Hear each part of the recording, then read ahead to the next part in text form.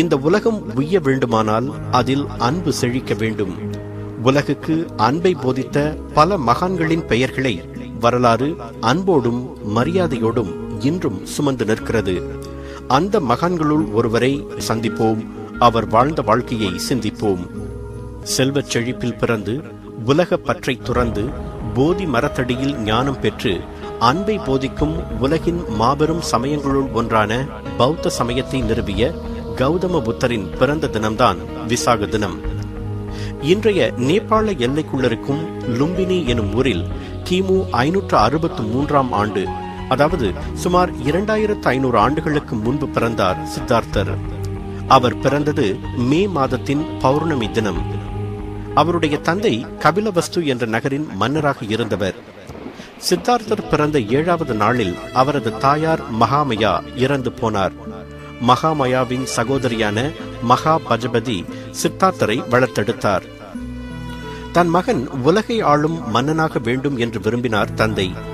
ஆனால் ஒரு முதியவர், ஒரு நோயாளி, மரணமுற்றவர், ஒரு துறவி ஆகியோரை பார்க்க நேர்ந்தால் சித்தார்த்தர் துறவரம் பூண்டு விடுவார் என்று சோதிடர்கள் கணித்து சொல்லவே சித்தார்த்தரை அரண்மனையை விட்டு வெளியேறா வண்ணம் பொத்தி வளர்க்க தொடங்கினார் தந்தை. பல ஆண்டுகள் வெளி உலகம் தெரியாமல் எல்லா சுகபோகங்களையும் அனுபவித்து அரண்மனையிலேயே மகிழ்ச்சியாக வளர்ந்தார் சித்தார்த்தர். உலகத்தின் துன்பங்கள் அவர் கண்களில் படாதவாறு அவர் பாதுகாத்து வளர்க்கப்பட்டார். 16வது வயதிலேயே உறவு பெண்ணான யசோதராவுடன் அவருக்கு திருமணம் நடந்தது. இல்லற வாழ்க்கையிலும் மகிழ்ச்சியாக ஈடுபட்ட அவருக்கு ராகுலன் என்ற பிள்ளையும் பிறந்தது. அதன் பின்னர் கணிக்கப்பட்டது போலவே ஒரு முதியவர், ஒரு நோயாளி, மரணமுற்றவர், ஒரு துறவி ஆகியோரை பார்க்கும் நிலை சித்தார்த்தருக்கு ஏற்பட்டது. அவற்றை கண்டு மனம் வேதனைப்பட்ட சித்தார்த்தர் உலகின் பிணிகளுக்கும் பிரச்சனைகளுக்கும் என்ன காரணம் என்று ஆழ்ந்து சிந்திக்க தொடங்கினார். துறவரம் பூண்டு உண்மையை உணர விரும்பிய அவர் தமது 29வது வயதில் ஒரு நாள் இரவில் மனைவியையும் மகனையும் விட்டுவிட்டு எவருக்கும் சொல்லாமல் அரண்மனையை விட்டு வெளியேறினார். காவி உடை அணிந்து காட்டில் அலைந்து தெரிந்த அவர் சில முனிவர்களிடம் பாடம் கற்கச் சென்றார். தங்கள் உடலை வருத்தி கடுமையான தவம் புரிந்தால் மட்டுமே ஞானம் பெறலாம் என்று எல்லா முனிவருமே கூறினர். அதை கேட்டு பல ஆண்டுகள் தன் உடலை வருத்தி கொண்டார் சித்தார்த்தர். உணவை படிப்படியாக குறைத்துக் கொண்டு கடைசியில் ஒரு நாளுக்கு ஒரு பருக்கை சோறு மட்டும் உண்ணும் நிலைக்கு வந்தார். உடல் எலும்பும் தோலுமானது. ஆனால் அது போன்ற கடும் துறவால் உடல் சோர்ந்து மூளையும் சோர்வடைவதால் உண்மையை அடைய அதுவல்ல வழி என்று உணர்ந்தார். மீண்டும் உணவு உண்ணத் தொடங்கினார்.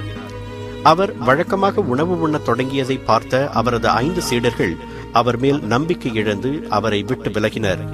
ஆனால் தான் தேடிய உண்மைகளை கண்டறிய தனிமையில் கடும் சிந்தனையில் நீண்ட நேரங்களை செலவிடத் தொடங்கினார் சித்தார்த்தர். ஒரு நாள் ஒரு பெரிய அத்தி மரத்தடியில் ஆழ்ந்த தியானத்தில் இருந்த போது தான் தேடிய கேள்விகளுக்கு விடை கிடைத்து விட்டதாக உணர்ந்தார் சித்தார்த்தர். அவ்வாறு ஞானம் பெற்ற போது அவருக்கு வயது 35. அதற்கு பிறகுதான் அவர் புத்தர் என்று அழைக்கப்பட்டார்.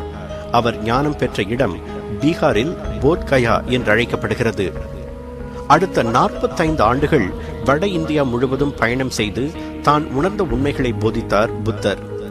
அவருடைய போதனைகளை 4 உயர் உண்மைகள் என்று அழைக்கின்றனர் பௌத்தர்கள். முதலாவது உண்மை, மனித வாழ்க்கை இயல்பாகவே துன்பம் நிறைந்தது. இரண்டாவது உண்மை, அந்த துன்பத்திற்கு காரணம் தன்னலமும் ஆசையும். மூன்றாவது உண்மை, மனிதனால் தன்னலத்தையும் ஆசையையும் அடக்க முடியும். நான்காவது உண்மை, மனிதன் தன்னலம் ஆசை ஆகியவற்றிலிருந்து தப்பிக்க 8 வகை பாதை உண்டு. நேர்மையான கருத்து, நேர்மையான எண்ணம், நேர்மையான பேச்சு, நேர்மையான செயல், நேர்மையான வாழ்க்கை, நேர்மையான முயற்சி, நேர்மையான சித்தம், நேர்மையான தியானம் ஆகியவையே அந்த 8 பாதைகள். புத்தர் தனது முதல் போதனையை வாரணாசிக்கு அருகில் இருக்கும் சர்நாத் என்ற பகுதியில் நிகழ்த்தினார். அவருடைய போதனைகள் அவர் வாழ்ந்த காலத்திலும் எழுதப்படவில்லை. அவர் மறைந்து பல நூற்றாண்டுகள் வரையும் எழுதப்படவில்லை. புத்த மதத்தில் சில கிளைகள் ஏற்பட்டதற்கு அது ஒரு முக்கிய காரணம். தற்போது பௌத்த மதத்தில் 2 முக்கிய பிரிவுகள் உண்டு. ஒன்று தேரவதா பிரிவு, அது தென்கிழக்காசியாவில் தழைத்தோங்கியது. இரண்டாவது பிரிவு மகாயானம். அந்த பிரிவு திபெத், சீனா, வட ஆசியா ஆகியவற்றில் செழித்தோங்கியது. ஆசையே துன்பத்திற்கு காரணம், அறியாமையும் சாதி பிரிவுகளுமே துன்பம் அனைத்திற்கும் காரணம் என்பதுதான் புத்தரின் அடிப்படை போதனை. பண்பால் ஒரு மனிதன் அளக்கப்பட வேண்டுமே அன்றி பிறப்பால் அல்ல. பிறக்கும் போதே எவரும் உயர்ந்தவன் தாழ்ந்தவன் என்று பிறப்பதில்லை. அவனவன் செய்கையாலேயே அது நிர்ணயிக்கப்பட வேண்டும் என்றும் புத்தர் வலியுறுத்தினார். கிட்டத்தட்ட 80 ஆண்டுகள் வாழ்ந்து பல அரிய போதனைகளை தந்த புத்தர் கிமு 483 ஆண்டு உத்தரப்பிரதேசத்தில் உள்ள குஷி நகர் என்ற இடத்தில் காலமானார்.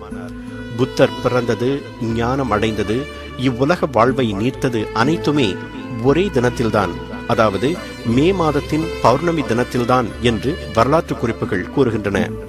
அதனால்தான் விசாக தினத்தை பௌத்தர்கள் சிறப்பாக கொண்டாடுகின்றனர். எல்லா மதங்களும் சமயங்களும் புத்தம் சொன்ன அன்பைத்தான் போதிக்கின்றன. அன்பு என்பதே தெய்வமானது என்பதை மீண்டும் மீண்டும் வலியுறுத்துகின்றன. இன்றைய அவசர உலகில் அன்பு செலுத்த மறவாதோருக்கும் அன்பை போற்றி வளர்ப்போருக்கும் வானம் வசப்படும் என்பதுதான் எல்லா மதங்களும் கூறும் அடிப்படை உண்மையாக இருக்கும். எனவே தொடர்ந்து அன்பு செய்து அதன் மூலம் வானத்தை வசப்படுத்துவோம்.